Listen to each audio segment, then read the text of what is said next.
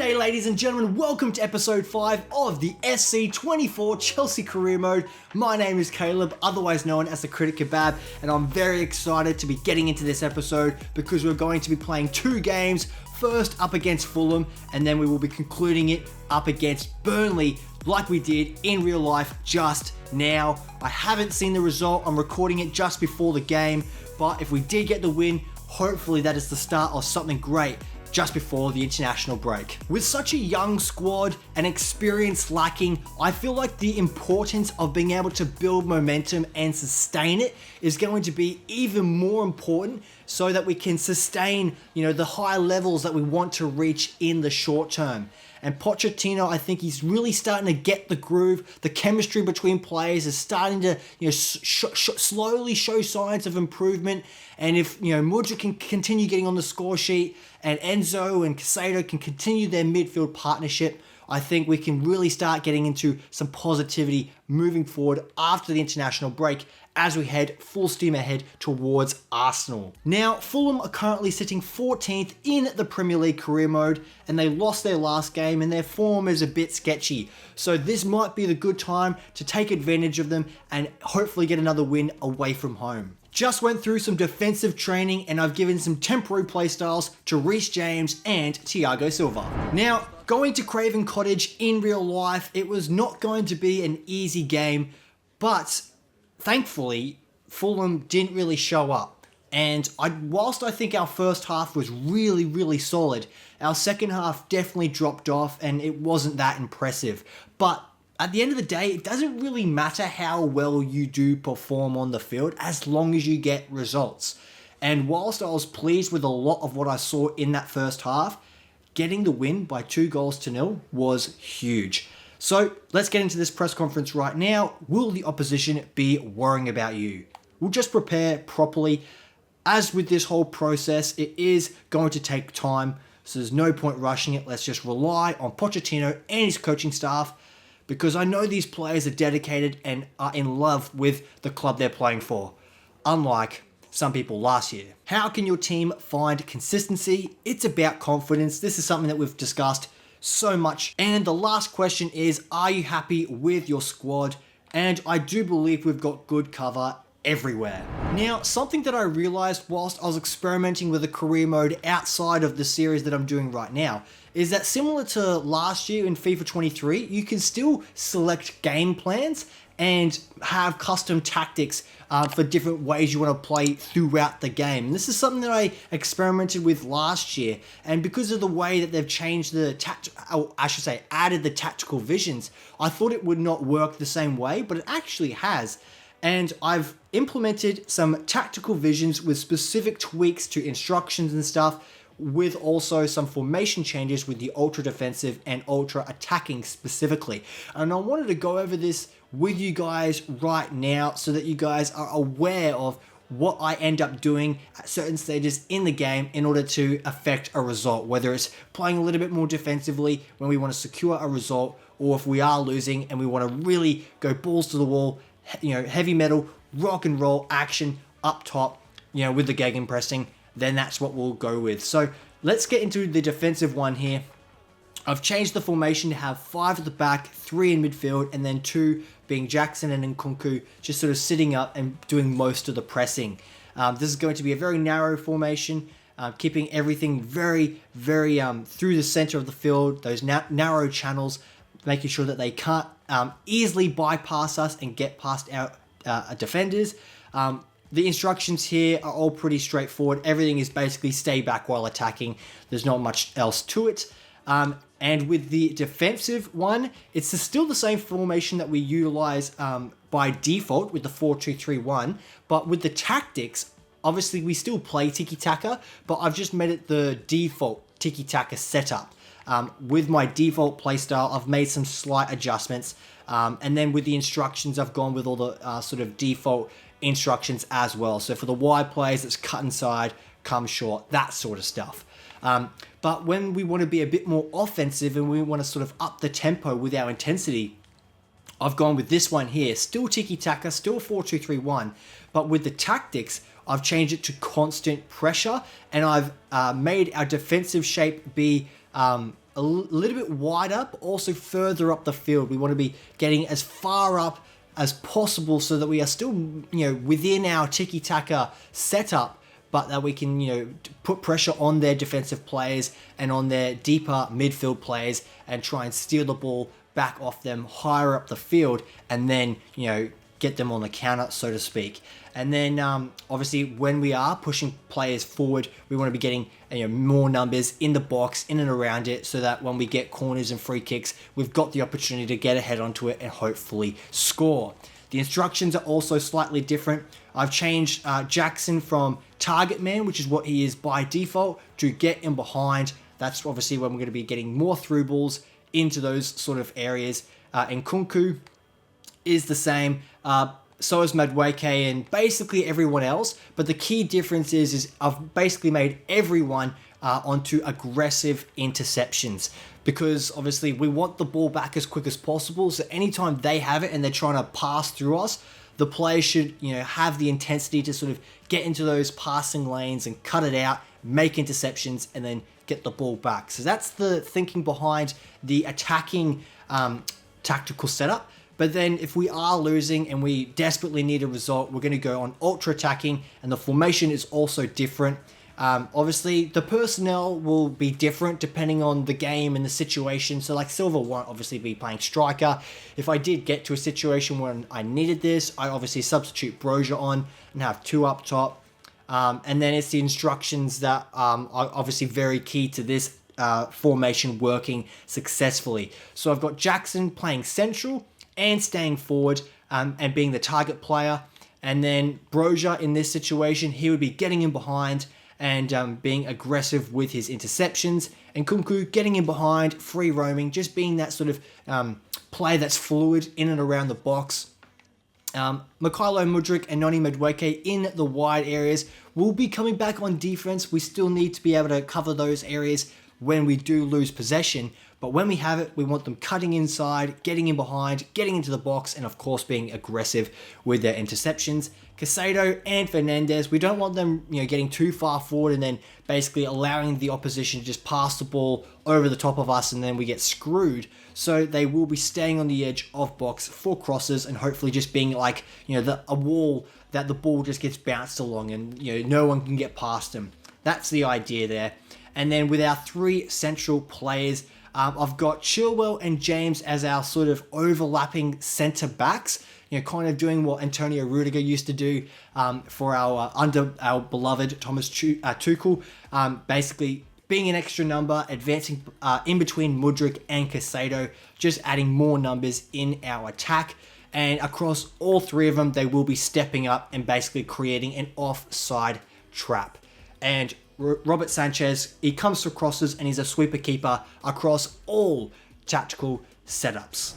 That was a mouthful to get through, but hopefully I've given you some insight into what I might implement at various stages going forward in this career mode in order to always make sure that we're getting a result. Because in the last episode, for those of you who watched it, it wasn't the best in terms of results. It wasn't awful, but obviously we want to be getting as many wins as possible because in-game, our career mode objective is to get top 4 football. It's not my personal objective. I think top 6 would be fantastic. But as of right now, we're sitting in mid-table and it's just simply not good enough. But hopefully we can change that with a win against Fulham. Now, something that I took note of during the broadcast of the game in real life between these two clubs is towards the end of the game, one of the camera guys lined up that iconic shot of Pochettino in the foreground and the scoreboard at Craven Cottage in the background showing the 2-0 win. For those of you who remember when Graham Potter lost the game, early shot there for Fulham.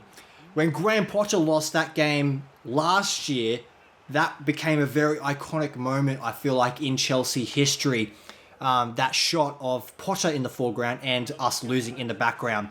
So it was good to see that same sort of shot recreated and show, that we were able to change our fortunes. And Pochettino is hopefully on the right track as Jackson is not able to get a ball in behind for Enzo there.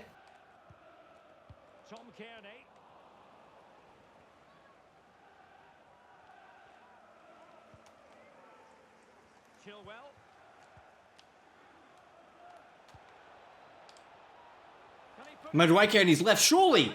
Oh, what a goal! As he gets caught on the goalkeeper there. You could just see the link-up play between Nkunku and Jackson. It was so critical to unlocking that Fulham defence. Just those little 1-2s in the pass and go. It's what I love to see. And the tiki-taka tactical vision allows for that style of play so easily. And I think that was a really, really clean goal. And easy on the eye. And Madueke is able to just shift it from his left foot into the into the top corner. So, good start here. We've kept possession basically the whole time. But if we remember from the last episode, we went up early against Bournemouth and then it went downhill so very quickly. So, let's maintain our concentration and continue the pressure. 1-0 then.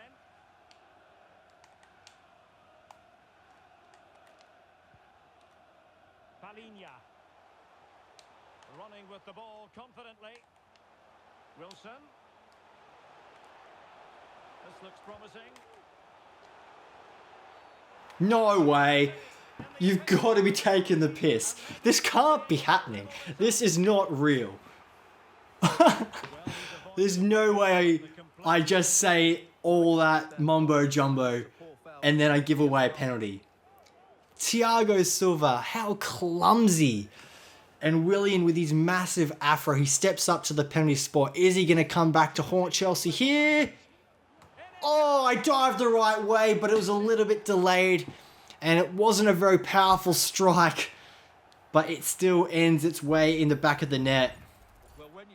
And I have to say, whilst it is a joy to still see Willian in the Premier League, contributing in meaningful ways to Fulham, he unfortunately has come back to be the villain in this scenario here.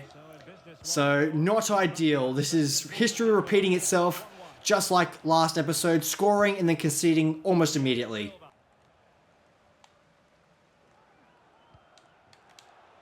Oh, what a turn. Oh, what a turn by the Fulham player there. Sanchez having to get down low and make a save. A really fine piece of tackling.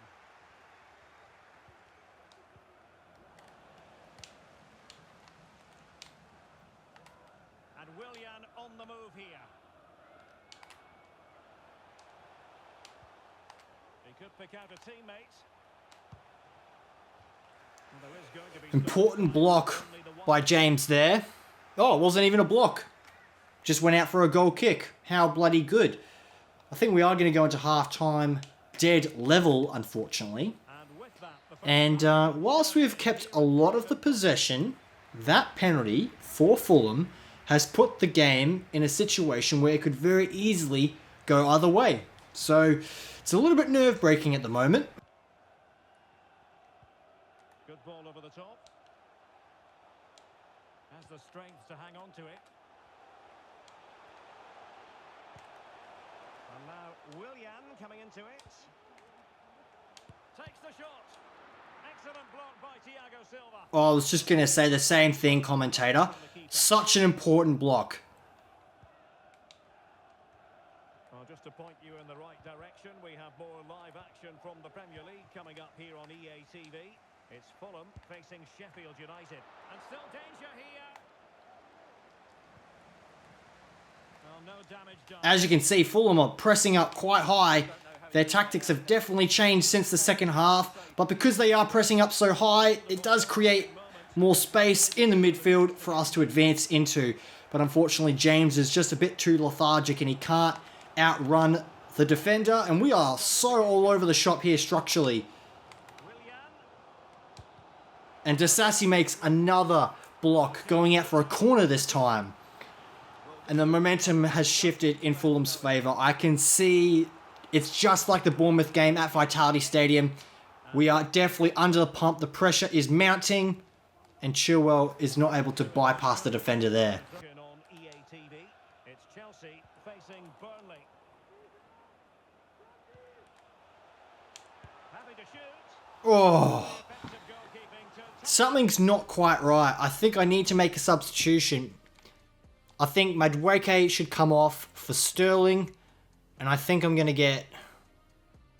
Let's get Conor Gallagher into that box-to-box role. Enzo Fernandez, let's give him a rest. Hopefully, Conor can be the one to be influential in the middle of the park and get an assist or maybe even get a goal. Because as of right now, it is all Fulham in this second half. Well, he's gone short with it. And cutting in is Williams. Oh, what a pass. Can he finish? Oh, what a save. Save, but still a chance. Oh, and Sterling gets a good clearance. Clearance that was called for. Well, the keeper's made a good save, but you just sense a goal is coming soon. Well, it was a splendid piece of goalkeeping, but he has to remain on his toes. Kearney. And now with Willian. Traore. Well, we can give them high marks for their passing, but can they make this pressure count? Oh, Very complicated. mate, I am getting nervous. At least we're not losing. I think we might be able to snatch a win if we are able to get in behind like this. Mikhailo Mudryk. Well, space if he goes inside. Oh, Sterling Plan in the end. got caught in a sandwich right there. Wasn't able to get any sort of space. And Casado's there mopping up the mess.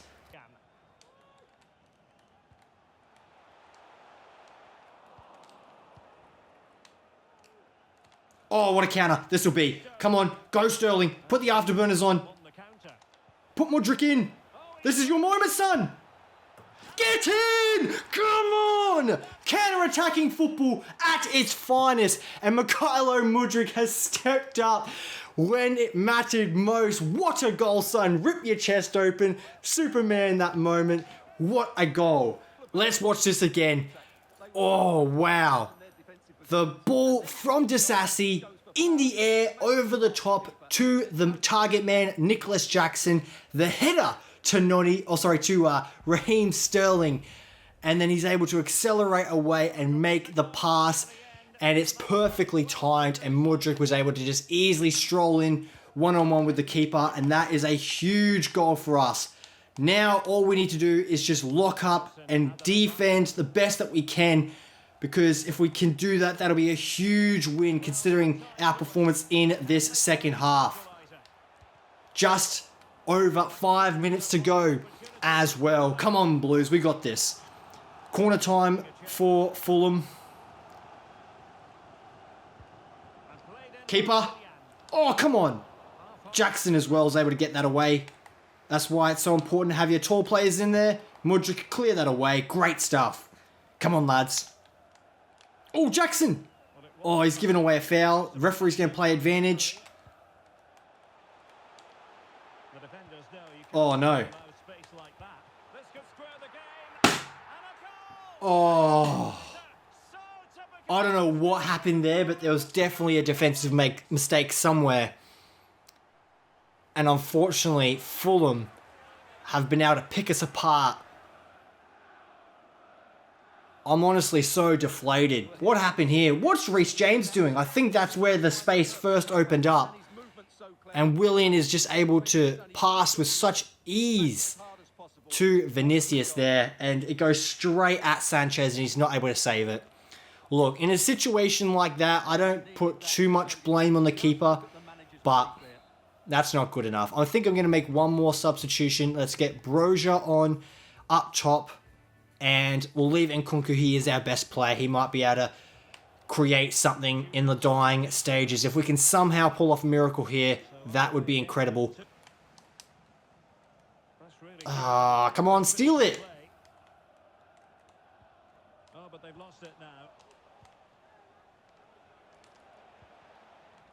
Oh, and another great interception to stop a potential pass in behind for Sterling.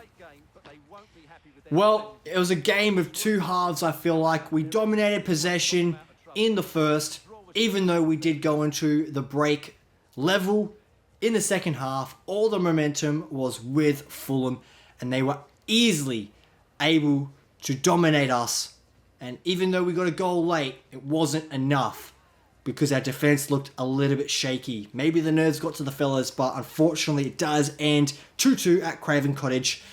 Not exactly happy with that, to be honest. Alrighty, as we progress into the game against Burnley, as you can see, we are in 10th spot and Burnley are just ahead of us. So if we are able to get the win, we will advance above them on the table.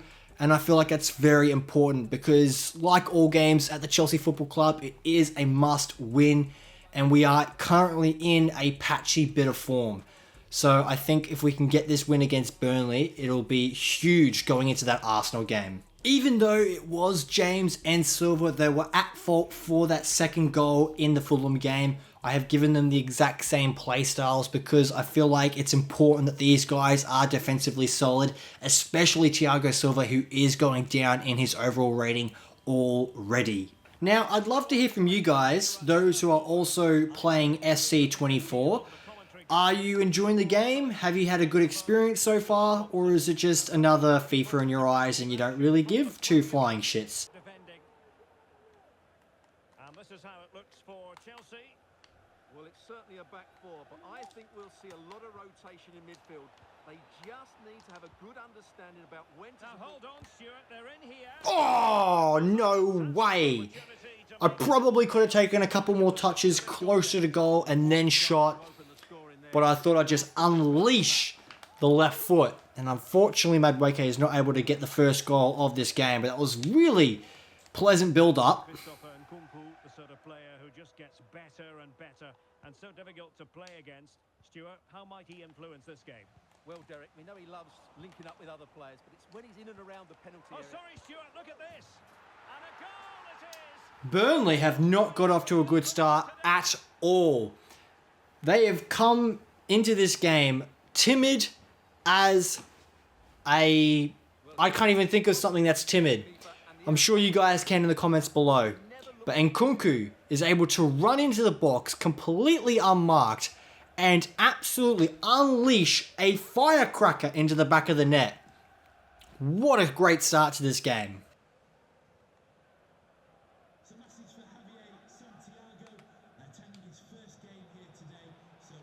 He's got space.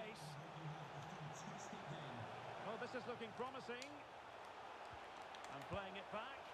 And Oh, what a save by Sanchez there. Ben Chilwell should have done much better defensively on that left flank. Unfortunately, he just allowed the Burnley player to easily bypass him. Now we have to defend a corner. And Madueke, against the run of play, is able to do a great defensive clearance. And we might be able to get it away. Again, we have. Well done. Oh, foul! Was it a pen? I think it might have just been on the edge of the box. But a slide tackle in that area is unfathomable. That's what you call a coach killer. Just a lapse in concentration and a terribly timed tackle. Oh, it's awful. That's what you get injuries from.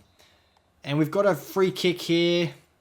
Can we loop it up and over with Nkunku? Oh, just off the top of the wall. Mudryk. Lots to like about that pass. Oh, that's really nice build-up play. And Chelsea moving the ball forward. What can they do from here? Oh, Jackson, surely! Get in, son! What a goal! The tiki-taka playstyle, I just feel works so well for the likes of Enzo and Moises and Christopher. It just works seamlessly, the link-up play. And because I've got Jackson as the target man, I feel like he's just able to be that sort of, person that bounces the ball back and forth between players. And he has come up clutch and is the one delivering the goods this time around. And what a goal. Great first touch, getting it onto his right foot and able to just swing it past the goalkeeper. 2-0 here, a little bit of breathing space.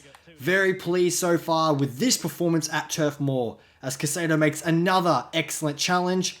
And Noni Madueke is making a run this time. Can he get onto it? No, Taylor just pushes it back to the keeper.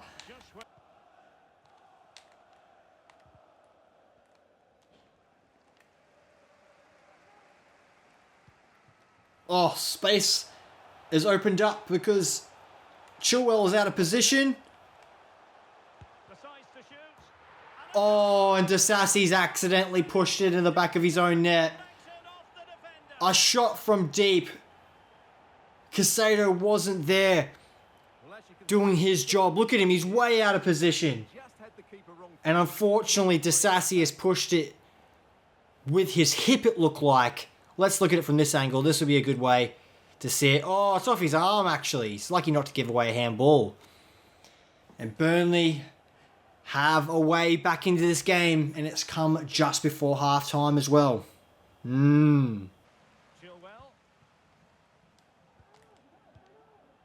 Oh, what a pass!